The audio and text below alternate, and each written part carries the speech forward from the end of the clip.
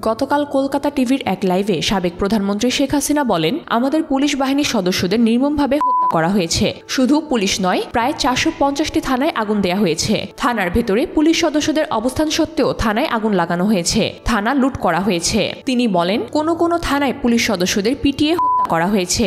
এমনকি এক অন্তঃসত্ত্বা নারী সদস্য প্রাণ ভিক্ষা চেয়েও রেহাই পায়নি, তাকেও নির্মমভাবে হত্যা করা হয়েছে। অনেকের হাত পা কেটে ঝুলিয়ে রাখা হয়েছে, যা বিভীষিকাময়। এ সময় তিনি জানান, এই ঘটনাটি ছিল পূর্ব পরিকল্পিত। মোহাম্মদ ইউনূস নিজে স্বীকার করেছেন যে এটি পরিকল্পিতভাবে ঘটানো হয়েছে।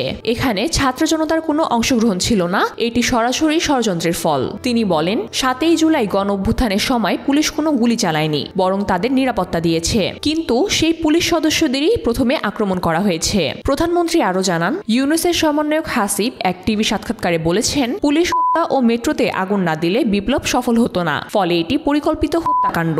এমনকি ব্যবহার করা অস্ত্র কোনো বাহিনীর নয়, বরং 1975 সালের বিশেষ বুলেট ব্যবহার করা হয়েছে।